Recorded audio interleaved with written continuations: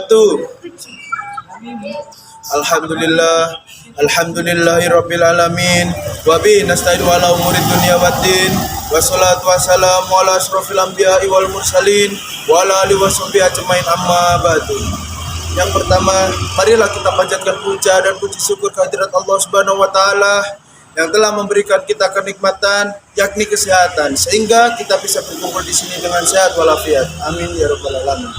Untuk kedua kalinya, marilah kita haturkan sholawat serta salam kepada junjungan Nabi besar kita Nabi Muhammad SAW yang telah membimbing kita dari zaman jahiliyah menuju jalan yang Islamnya, yakni Adilul Islam.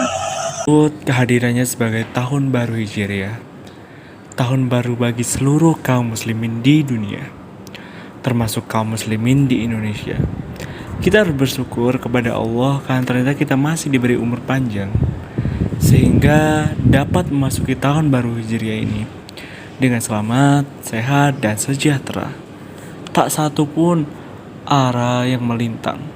Semoga dengan keadaan yang baik seperti itu kita dapat menjadikannya sebagai bekal dan modal dalam menyongsong tahun baru Hijriah ini untuk membangkitkan semangat memperjuangkan agama Islam sesuai dengan semangat Rasulullah SAW dan sahabat-sahabat beliau sewaktu melakukan hijrah dari Mekah ke Madinah di dalam usaha menegakkan agama Islam.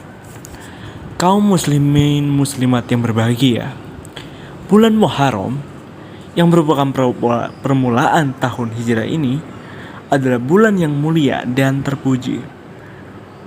Rasulullah SAW sendiri menyebutkan bulan Muharram ini sebagai bulan Allah. Beliau bersabda di dalam sebuah hadis yang artinya puasa yang paling utama setelah bulan Ramadan adalah puasa di bulan Allah yang kalian menyebutnya bulan Muharram.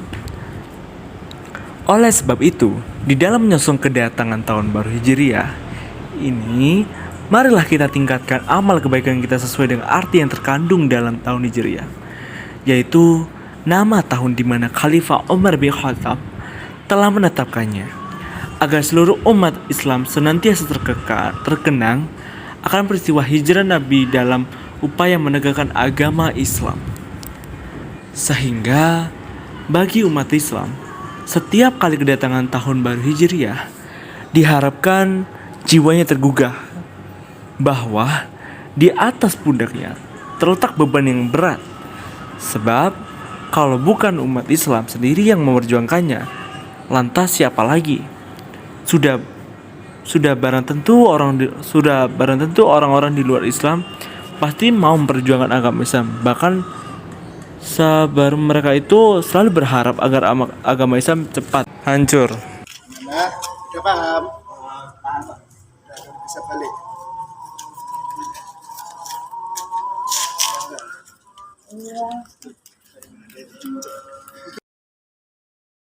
Gubernur Basra yang bernama Abu Musa al-Asy'ari.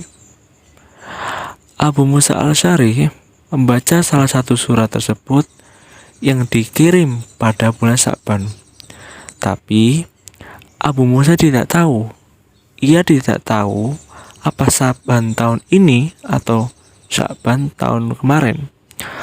Oleh karena itu, kemudian Abu Musa al-Asy'ari mengirim surat kepada Umar bin Khattab mengenai tentang surat tanpa tanggal dan hanya ada bulan dan waktu. Kemudian Umar bin Khattab menyadari kesulitan hal itu ketika ingin mengirimkan surat kepada gubernur-gubernur lain. Oleh sebab itu, beliau mengadakan rapat atau musyawarah dengan mengumpulkan beberapa sahabat.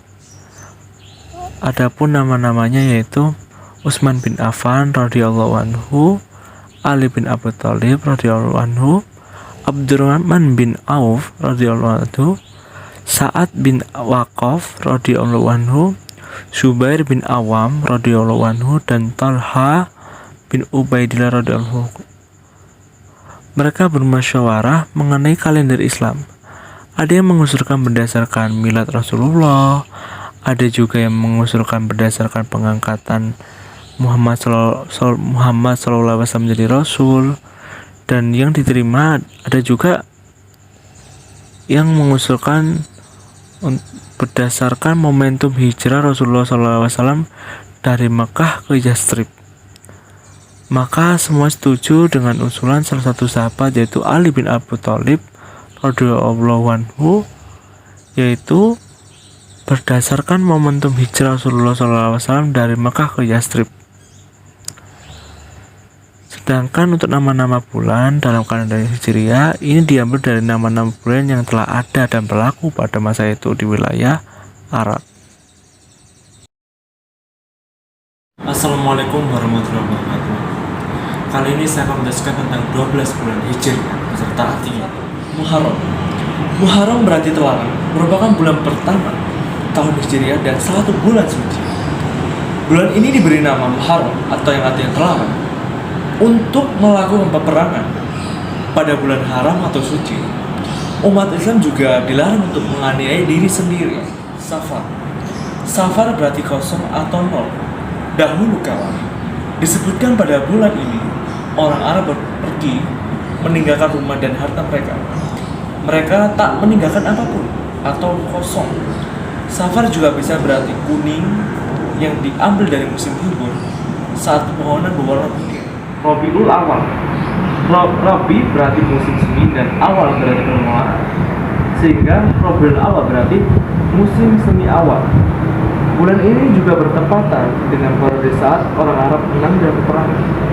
Yang keempat, Rabiul Akhir. Rabiul Akhir berarti musim semi akhir. Saat itu, orang Arab juga mulai mengembalakan hewan ternak mereka. Jumadil Awal. Jumadil Awal atau Jumadil Al-Ula diambil dari kata jumda yang digunakan untuk menunjukkan lahan kering dan air yang membeku.